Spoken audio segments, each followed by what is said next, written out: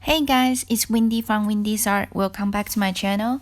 In last video, I talked about how to avoid muddy colors when painting. I mentioned the color mixing secrets of transparent and opaque colors. If you haven't watched the video, you can click the link on the top right hand side. So in today's video, I'm going to talk about the difference between transparent and opaque watercolors. The first question you probably ask is, how do I know which of my paints are transparent and which are opaque? Well, there are a few ways to check. First one is simply check the information on the tube.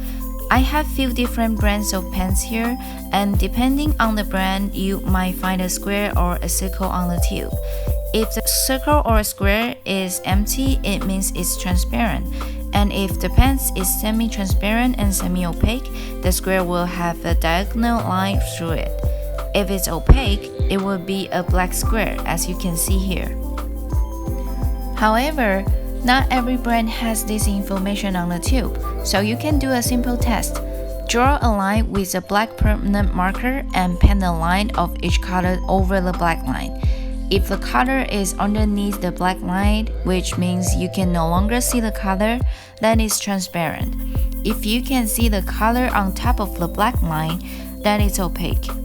Each brand of pens has a different level of transparency.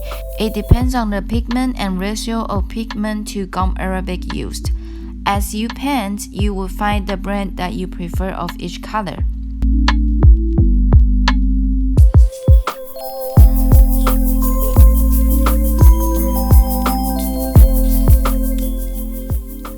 Last one is to search on the manufacturer website, which will make things much easier to have those information in front of you.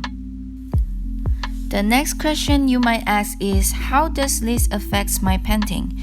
Besides the color mixing secret we mentioned in the last video, also notice the pigment of opaque colors tend to sit on the surface of the paper, which means opaque colors are easier to lift. Depends on your painting. You might find this a problem when you put a layer on top of opaque color. Instead of staying on the paper, the opaque color lifts and mixes with the new wash. But knowing this quality will also help you create different effects in your painting by using this technique of lifting.